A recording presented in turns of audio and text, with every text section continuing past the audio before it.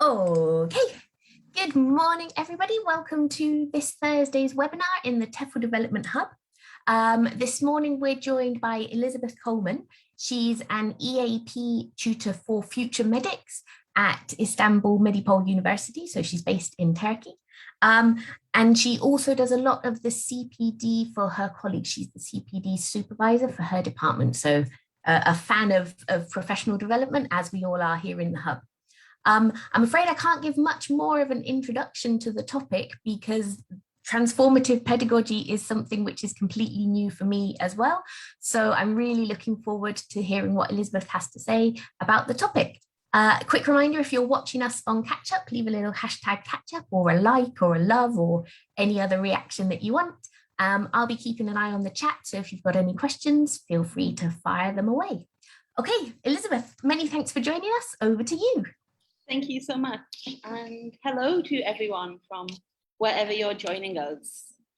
I'm going to keep this quite simple in terms of talking about transformative pedagogy, just to give an introduction to the concept. I know it's maybe an unfamiliar term for many of us in the industry. Hopefully you all have some smart device nearby, because I have some QR codes I will need you to scan if you would like to be actively participating. So in fact, let's jump right to one of those now, because I have a question for you all.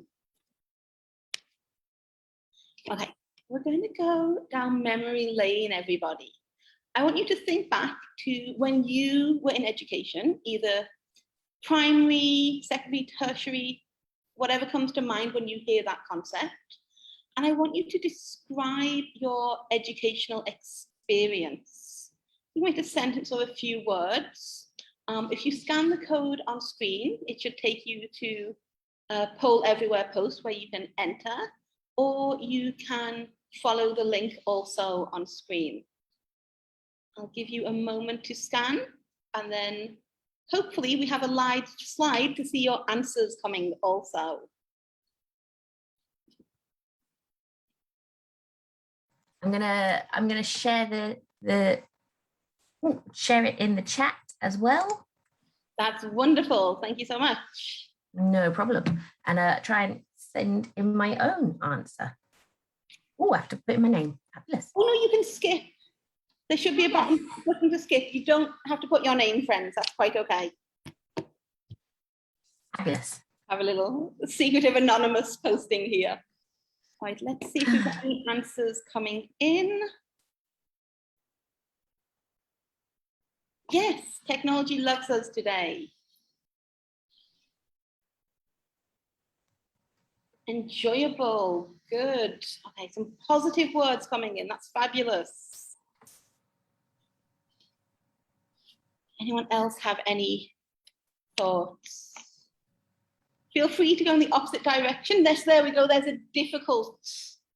Yes, we've all had that difficult moment in education, right? Whether it's struggling with a concept or a topic, or having an instructor or professor we can't gel with and connect with nicely.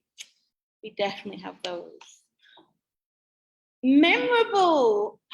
Okay, I really hope, memorable person, that's for some really good reasons. I hope you have lovely memories. Okay, some bits of stuff in there, good. Technology is being weird and is separating adverbs from things. Something was really, can I believe that was a really positive one? I'm going to believe it was really positive and not really difficult.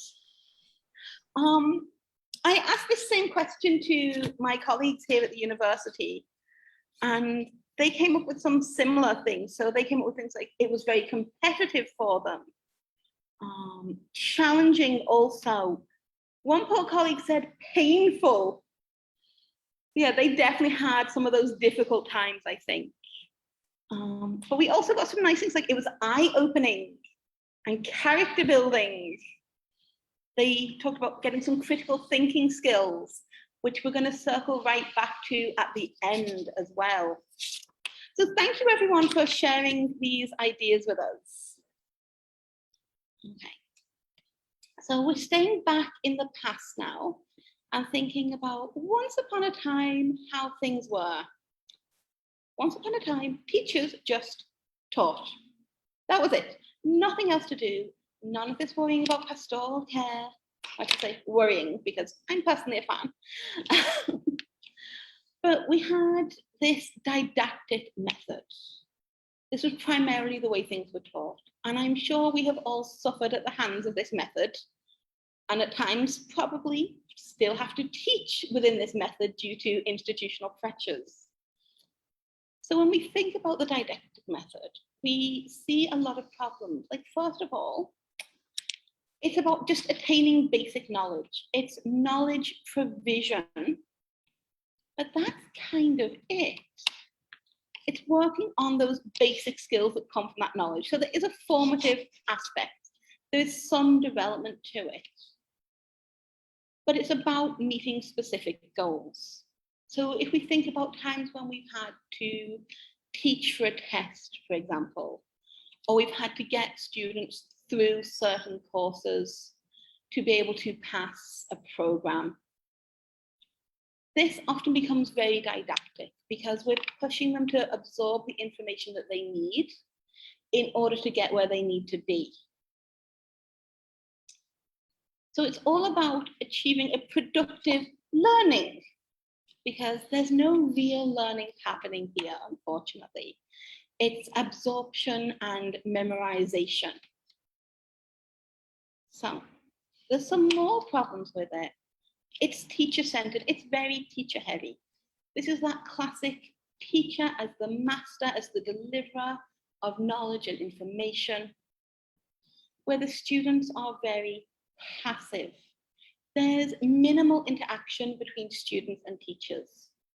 And that action is generally very one-sided. It's from the teacher going out to the student. And again, it's memorization based. So the students are hearing all this information and then they're having to do this rote learning and memorize everything. And this is often when we get those very boring classes, those painful classes, where we're thinking we just need this period to end. Right? And for those of us really interested in student development, if we ever have to teach a class based in this system, it's also painful to teach. No one wants to be tediously lecturing to some poor, tired students. So the good news is there has been a move over time towards centering students. So we go from this very classic didactic practice to authentic learning, which is what's often primarily centered now. And then we move through to transformative methodologies. So let's take a little look now at some authentic learning ideas. So this is student-centered. Finally, we're prioritizing the people who are doing the learning. We get our students involved. Learning becomes very active. It's what we consider a constructivist idea. So we also have this real world learning here. The activities we see in authentic learning ask the students to interact with things that they're going to need to get through life. Or if you're doing things like EAP courses, like they're modeling conversations that they will have in their working practice. So it's knowledge that serves the students with a useful purpose. So no memorization here. Because we're attaching the new language development and the new concepts to real world experiences, they embed much better to begin with. And it also allows students to figure out how to apply them. We're not just telling them 2 + 2 is 4, go and learn this set rule. It allows for them to have a little more questioning and more interaction as well. And it also allows different perspectives. So because they're interacting in the real world, they're beginning to meet with other people. We often think about debates and discussions in speaking and listening classes. This is a great example of an authentic learning because we often choose topics that are really common themes in society. and we ask them to form ideas about those things. And they present their ideas like we do in our natural everyday conversations, but then they also get input from their peers who bring different perspectives from different contexts. And again, this is a key element that we will see when we look at transformative pedagogy as well. So this is where all that task-based learning also comes in. If they're doing a task, it's a task with a purpose. So that's sometimes like the more tedious things, like learning to fill out a form to register for a course or open a bank account. They're like, okay, there are very basic tedious rules to it, fill in name here, date of birth here, etc. But they're still real world activities. So we consider this authentic because they're tasks that we all do on a regular basis. So let's go back to another poll. If you give me 1 second, I will activate this one. Super. So when you're thinking about what your learners need from their education, what do you think they need? And what do you need as a learner that maybe you didn't get? Okay, you can think about what you might have liked to have had. And again, I'll give you a minute. You can click the same link that Teresa shared earlier. I was just about to ask that. Yeah, no, it's switched over. I've closed the other and opened this one, so Cool. should be okay. Okay. Give you a moment, and then again, we can take a look at your answers coming in. I think, yeah, this question of kind of what do learners need is really interesting. Like you were saying before, in the past, there was no real pastoral care or anything like that. Whereas nowadays, so much of it is inclusivity and dealing with different types of students and Absolutely different challenges within the classroom as well. Yeah, it really is like much more student-centered these days, finally, which is something we long needed. Mm-hmm. Let's take a look. And thinking as well about the authentic learning, I see it quite a lot in the UK. One of my cousins, her children go to a school, it's called a learning academy, and there's just like hundreds of pictures of them outside in nature. That's wonderful. Doing things. Yeah, I just think, oh my God, that must be such a wonderful experience as a child to be learning in that way. Yeah. I know it's a little outdated now, but I'm a big fan of different learning approaches. You know, these 7 models of learning. I think, although they say, oh, everyone just learns like the same way, I personally don't believe it. It's like, no, I think absolutely we need a good mix of, you know, being in nature and of having like arts components in learning. And of course, having that very traditional verbal learning style. Support, yes, absolutely. We definitely need support as learners. Space to question. Permission to make mistakes. Absolutely. That safe space is vital in order for any of us to thrive, right?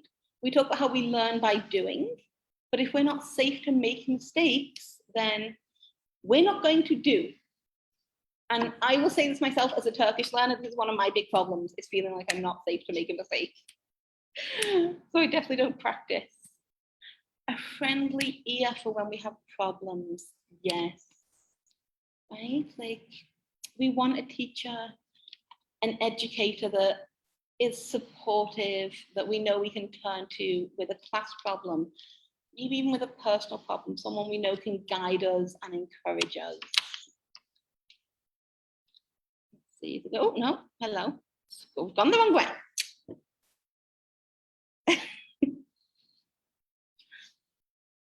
Okay, let me share a few thoughts from our department as well.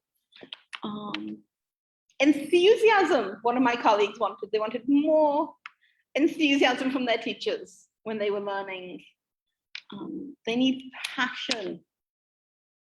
Again, safe environment, more understanding. A stimulating environment came up as well when we talked about this. And my favorite one on the side of what do learners need? Easy exam questions, someone said. And I'm sure our learners would love it if we gave them super simple exam questions. But also clear instructions. So yeah, even if the exam is difficult, at least let them know what they're meant to be doing. But some of these very social factors we've mentioned here, like safe spaces and support, they really play into this transformative pedagogy. So let's move on and take a little look at that. So, transformative pedagogy is something that I adore. And it's something I've been practicing for a long time without knowing what it was called. And I think a lot of you might find the same. You will see yourself reflected in these ideas, because a lot of these are what I like to call very human ideas and human concepts. And the thing I love most about this methodology is it sees the student as a whole person who lives in the real world. It doesn't see people as these objective beings. It realizes the subjectivity of who people are. So it allows us to think about intersectional identities and affective factors. So how are the students showing up in our classrooms? What are they bringing with them? Are they coming from minority backgrounds? Are they coming from zones of conflict? Are they coming from poverty? Are they coming as a racial minority, as a sexual minority? All of these different things that inform how we interact, how we live in the world, how we experience the world, and the impact that those essential factors of being have on us, and how we also put ourselves back into the world. We have space to think about all of those in this methodology. So is that what intersectional identities are, kind of all the different types of you might have in the classroom? Intersectional identity is about how those different components connect together. So intersectionality was coined as a phrase in 1989 by a feminist legal scholar, Kimberly Crenshaw. She was writing on the on the topic of identity as a woman, and also as a racial minority, as a Black person. So how women experience certain discriminating factors and people of colour experience certain discriminating factors, but how as a Black woman, she and women like her were experiencing an entirely different form of discrimination, almost like a double discrimination.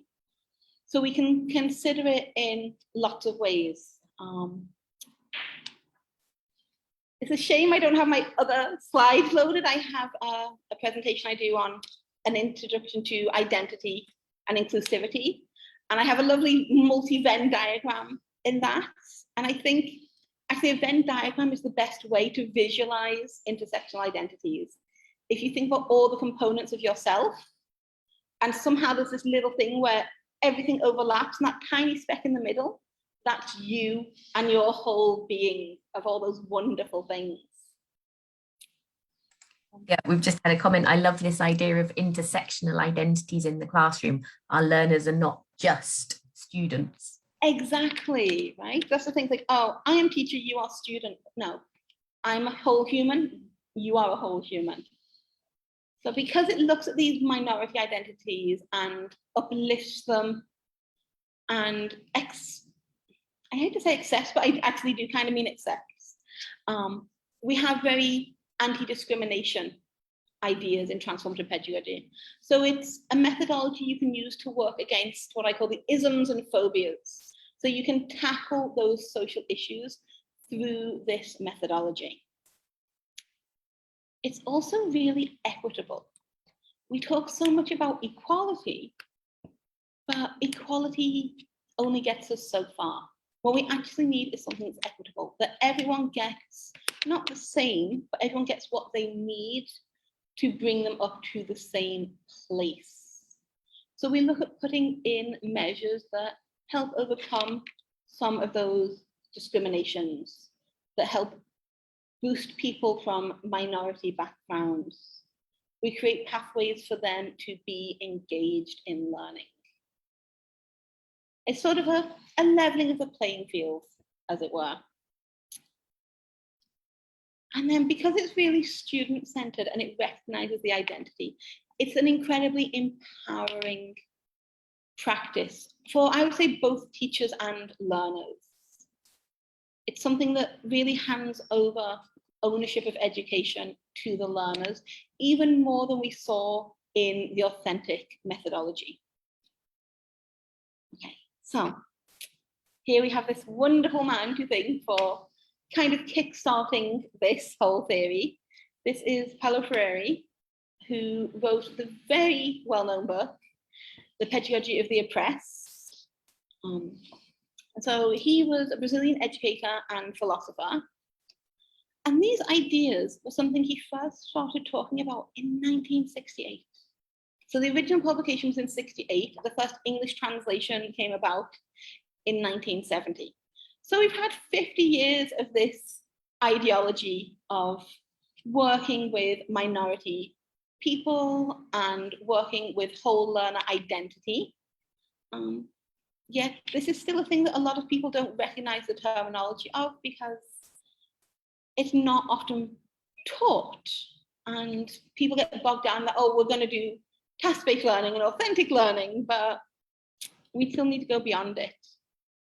So one of Freire's big ideas, and the thing he's probably most well known for generally, is his criticism of the banking model of education, which is what we see in didactic learning.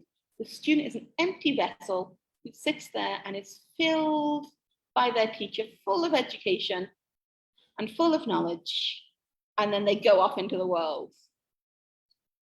So he talks about how it's controlling to have this banking model in didactics, that actually students who are just receivers of information are controlled in their thinking because they're not allowed the freedom to criticize it. And it limits the creativity. I wonder how many of you have asked your students to imagine something in a lesson. And they've looked at you and gone, teacher, I have no imagination. I don't know.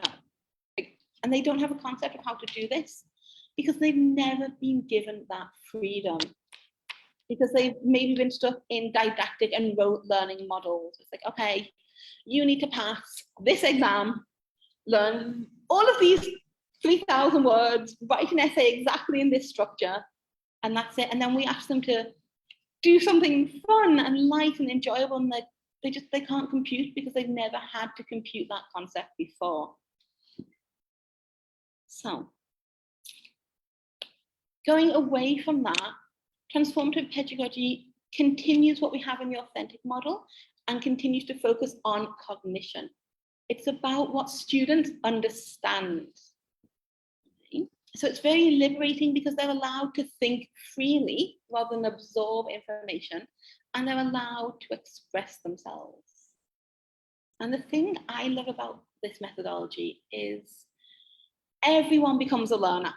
Even as the educators and the instructors, we become learners. It becomes like a whole problem-solving process in which we find the ideas and the answers together. So we learn from the students learn from us, the students learn from each other. There's this whole wonderful, like, investigative team concept when we work in this method. So here's how Freire himself explained it. Through dialogue, the teacher of the students and the students of the teacher, as seen in didactics, cease to exist and a new term emerges. Teacher-student and student-teachers. They become jointly responsible for a process in which all grow. Isn't that a wonderful idea? In this methodology, people get to grow. They become flourishing, enriched beings where ideas are challenged and questioned. So because this allows for criticism and critique, we can look at tackling those oppressive factors, and we can look at how subjective people are as well. We don't have to always be objective. We can talk about subjective perspectives, and we have plenty of space for debate. And we can even debate, I think, those parsnip topics. I love a parsnip. Like, all these things we shouldn't talk about, I think they're the best things to talk about. They make the best lessons when they come up. The only thing I would say you can't discuss and debate is people's identity. Like, people's identities are not up for debate. But social issues, absolutely, definitely a thing. And can you do that quite freely in Turkey? Because obviously there's a lot of cultural sensitivity. That was a long right? No. But sometimes you have to read the class, honestly. I mean, I've managed to sneak in some topics. Like, I managed to get abortion into a class with some medics, but a small group conversation with some of the women in that class. And sometimes sexuality topics come up. It really depends on the learners. And it also depends how well you know the learners as well. Like, if they're students you know, and you've had from multiple sections of the year, then you've probably got a bit more freedom. Yeah, I was just thinking, like, obviously with the Friday book, I mean, it's 50 years old now. Yeah. And when we think about how much education has changed in those 50 years, some people would argue it hasn't actually changed that much. I would be one of those people. We've added some things, but we still haven't got rid of all those tedious methods. We still aren't seeing everyone as a whole. I mean, if we look at course books, we see that students aren't seen as a whole, unfortunately. And whole people are not expressed like, yeah, this person will serve this purpose for this exercise, and that's it. Yeah, but no, we do try, some of us, to get things in here. Sometimes we talk about politics. We talk about politics, we probably won't have a job on Monday morning. Sadly, it's the case here. But yeah, we try. And I think I kind of have a bit of privilege as a foreign person because, you bring that outside perspective. So yeah, I try and liberalize everything as much as I can. Okay, so all of this discussion makes education a force for good. And this is the thing I really like. Education is transformative. This is why I fell in love with teaching. I was one of those people that didn't think I'd teach for a while. I thought I'll go off to Asia for a year. Like, I took a test and I was like, I put some thought into it. But I just wanted to change. I've been working in social care before I was teaching. I thought, okay, I'll go to Asia for a year or two. I'll do this. And I completely fell in love with education. And like, as someone who grew up like Northern British working class, I know personally that education is a factor that saved me. Like, education is the thing that allowed me to get out of my hometown. It's the thing that's allowed me to see the world. It's a thing that's made me flourish completely. And I love the fact that I get to show up in a classroom 5 days a week and hand that back to people. So in this way, it's also referred to as an activist pedagogy because it seeks to change the conditions of people who meet it. So we look at those minority issues and we say, okay, how can we support you in them? And how can we use our education to work to change those social conditions? What do we need to do? And I think that's wonderful because otherwise we're just putting a band-aid on a broken leg, really. Like, we need to change the social conditions that do keep people oppressed, that even to some extent keep people out of education, because for every minority and underrepresented person in education, there's a lot more people in that background that aren't getting into our classrooms. It also draws, again, on those not traditionally seen concepts. So this is where we as educators bring in ideas that aren't represented in books, that aren't in materials. And we consider things like people's intersectional identities. And you start talking to the learners about where they come from, and you start creating maybe extra background to Bob on page 3 of the textbook, because Bob is sat there like a man with no characteristic at all. But you invent Bob a nice little background, and we talk about, you know, is Bob working class? Is he middle class? Like, does he have some chronic illness that affects how he works in the world? Like, we can bring in all of these things. And again, it's recognizing those inequalities and unjust experiences. So we acknowledge those things as problems for our learners and the people we work with. So what is asked of us if we want to work with transformative pedagogy? First of all, we center praxis. So we can't just talk, we have to do as well. And Bell Hooks talked about this in Teaching to Transgress. Like, Bell Hooks studied under Freire for a while. They spent some time together, and she adopted this concept from him of, okay, so we look at what there is, we talk about what there is, but also we take action on it. And that action has to be at the heart of our practice. And our practice means we're developing a community of practice in our classrooms. And I would also say in our departments as well. So you center that ideology. I like to begin all of my courses with this is what is acceptable, this is not what is acceptable in the classroom. And I think that really kickstarts this idea of centering communities of practice. It's like, okay, this is what we're safe to talk about, basically anything. This is what will not be tolerated. And it's generally a list of isms, like, no, we'll have no racism, we'll have no sexism. Although I did have a student one year ask me, teacher, why can't we be racist? Which was not a question I was prepared for. I definitely had to do a double take and then explain, you know, because everybody is equal and human, it doesn't matter what color their skin is. I was really confused from a university student that I was getting this question. Quite jarring, I have to say. Okay. And then allow students to take ownership of their learning. So we've been talking about moving to more student-centered learning. So allow students to learn in the way that suits them, that works for them. Do they want to engage with this topic? Do they want to engage in this particular lesson? How do they want to do it? Do they want to write about it, speak about it, do an interpretive dance about it? You never know, right? But how they engage with it is up to them. And then give them ways to share that knowledge. So maybe it is giving you a lovely presentation or a dance, or maybe it's, you know, they're going to write you a paper on it. So let them offer their knowledge, their point of view, and let them have space in that for those alternative perspectives. Let them challenge each other. Let them challenge you. Right? Just because you're the one with the teaching license, it doesn't mean you know everything. Right?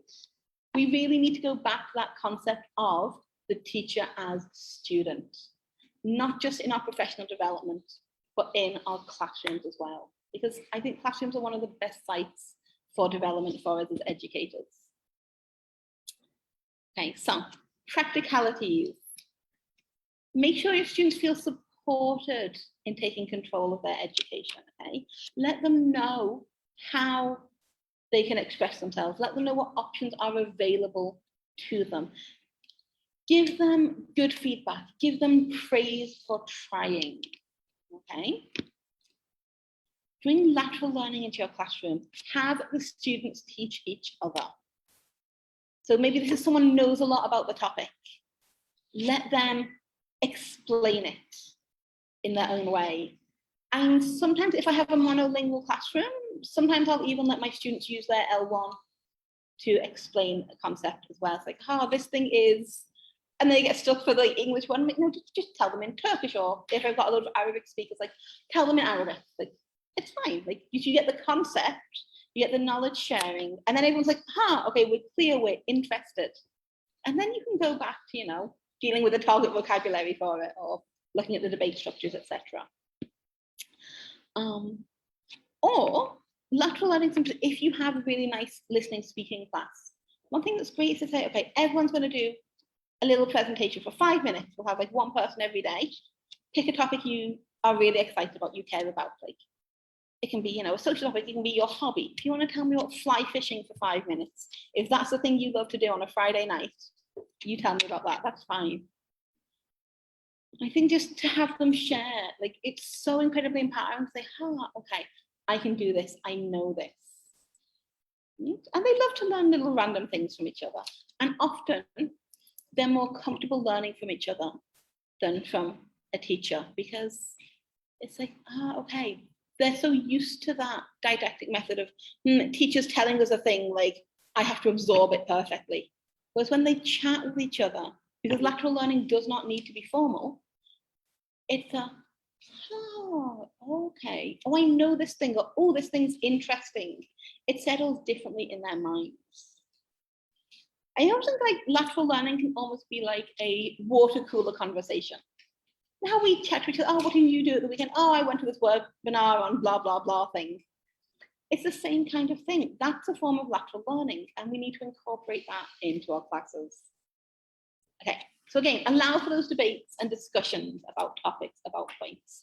Allow them to challenge you, to challenge each other, to feel comfortable to share their opinion.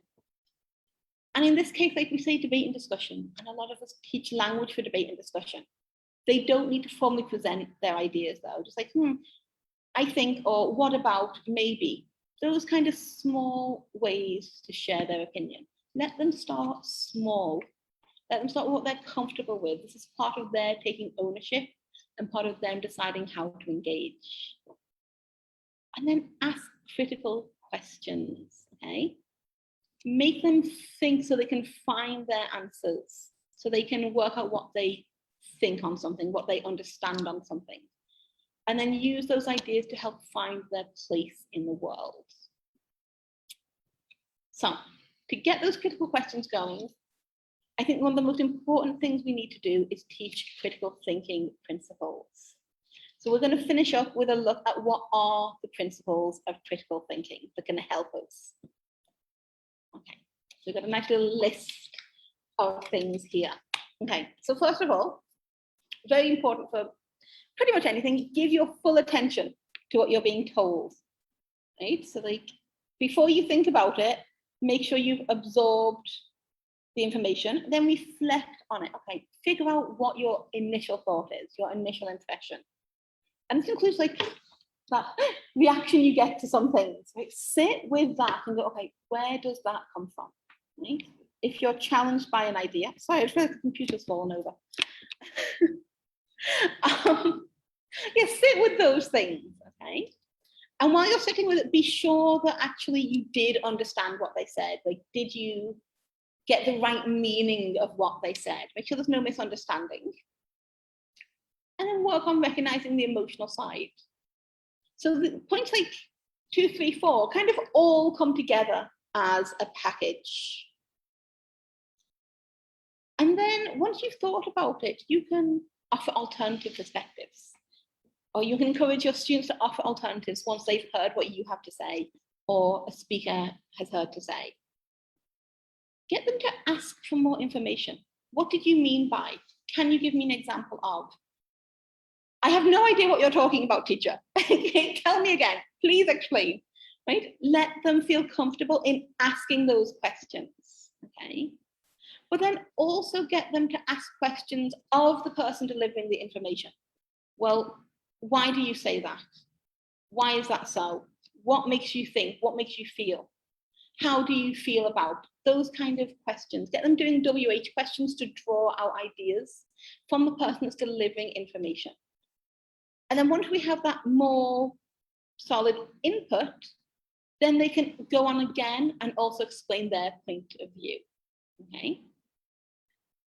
So when we're doing this, we often want to take an objective stance. Now, I've gone on for the past 20 minutes or whatever about subjective, subjective, subjective. But there's a time to be objective, because we need to think rationally about it and clearly.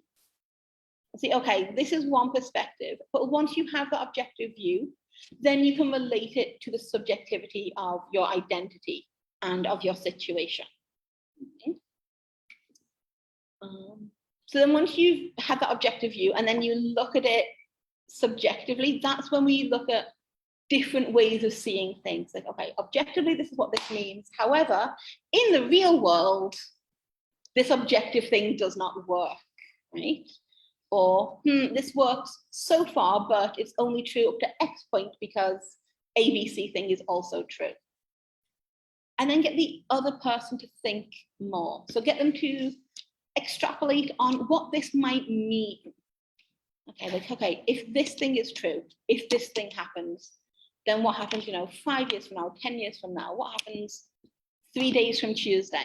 Okay, it doesn't have to be a long-term plan, but have them think about how this plays out. And then this is listed in critical thinking steps at the bottom, but I think it's the thing that should be the watchword of every lesson, every interaction: be respectful.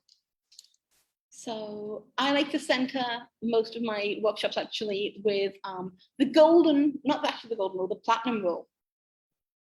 We talk about the golden rule, right? Treat people how you would like to be treated. I like to center the platinum rule: treat people how they want to be treated. Because how you want to be treated actually has nothing to do with them, right? We encourage it, oh, be nice, but actually, okay, think about what people are telling you, what they need from you, what's going to serve them, and work from that principle. So if we think about all these critical thinking steps and we encourage debate and discussion, and we look at how we can use those ideas to see our students as whole beings, that's the transformative pedagogy, is working in this methodology to recognize people as complete humans with complex identities who exist in a subjective world and need their education to support them in that. And that's it in a nutshell. So thank you very much. I'm going to leave a few contact details here. If you want to reach out to me, even hunt me down on Twitter or send me an email and I'll get back to you. Comments, questions, criticisms, all are welcome. And thank you again for coming out to see this today. I mean, that was really interesting. Like you said at the beginning, it's so much of what you were talking about, we kind of recognize as what many of us are trying to do anyway, but not knowing that there's this whole terminology for it. Absolutely. Yeah, it's a funny thing that we have these ideas because we're people who interact with each other and we recognize these needs in ourselves. And when we think back to the question, what did you need as a learner? We see that we needed those things then, and maybe we weren't provided with them. And we see that colleagues are recognizing now that our students need those ideas as well. So, I mean, why do you think there hasn't been a big shift in education? Because I was wondering as well whether there needs to be a critical point, because like if you're in a very traditional school, maybe you have this one teacher who's like out of the box, and but it's kind of frowned upon by the other teachers for their attitudes. Or I think it's part because a lot of systems still rely on teaching for exams, so they are really stuck in that rote learning. But I think that's not being challenged because the system just replicates itself, and people learn through didactic methods and maybe a bit of task-based learning. So that's what they replicate. I'm also quite a believer that we teach how we were taught. We learn from our experiences so much that if we didn't see this methodology, if no one talks to us about this concept, we're like, how do I make it work? This is a lovely idea, but I don't know what it is. I don't know how it fits in. And often we're really pushed sometimes with pacing, and it's like, okay, you have to get them to finish this book in 8 weeks, then there's an exam. It's like, where's the room for discussion in that? Where teachers are overstretched, teachers are trying to meet targets. And I think we all fall into those old negative methods sometimes, unfortunately. And I mean, thinking about it as well, certainly here in Spain, it's not just primary, secondary, tertiary education. It's like here in Spain, they have this system of civil service exams, which so many people want to do. And it is just basically rote learning of 170 topics. Yeah. And I mean, I'm just amazed. Like, and they kind of say, "Oh, don't they have this in the UK?" And it's like, no, people apply for a job, and if they're qualified, then they get it. So Yeah. it's, you know, it's this whole system that needs to be changed, to be It really adapted. does, yeah. And I think it's going to be a slow process. Mhm. Maybe by the time we all hit retirement, we might get there. I don't know. It might be a thing for the new generation of teachers to work on, those, you know, those fresh graduates who are full of energy and enthusiasm. Like, okay, guys, new generation, fix education.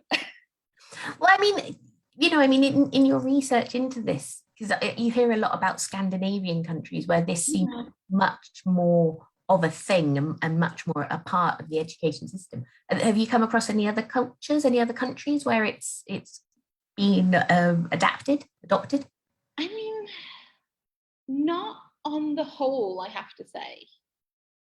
There must be some, though, I'm sure. But yeah, I feel like, yeah, probably places like Finland is, you know, love the Finnish education system. So wonderful to a student. I wish I'd gone through that education system as a learner.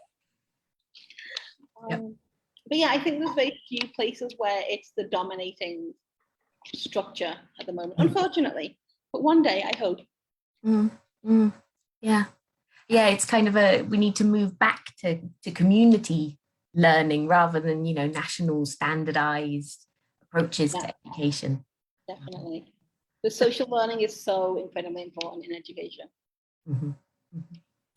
Well, huge thanks, Elizabeth, for coming along. There's been some thank you messages in the chat as well. We haven't had any questions, but if anybody is watching afterwards and you've got anything, then you can flick back to the slide where Elizabeth left her contact details or drop a line in the chat here. Yep, I'll keep an eye on the post in the group and pop in and, you know, reply. And thank you for having me. It's been so nice to be able to share this idea with you, and hopefully you've recognized some of your practice in it and maybe got some more understanding of how you can apply it. As I say, it was a quick overview because, you know, we're all busy bees with a lot to do, so we can't have a whole seminar on it. No, Yeah. but definitely like given us things to think about, ways to improve, ways to include it more in our. Glad it's been helpful. Mhm. Well, everyone have a fabulous day. Thank you again, Elizabeth. And we'll see you next week. We've got a monthly management meetup on Tuesday and coffee breaks on Thursday. Have a lovely weekend, everyone.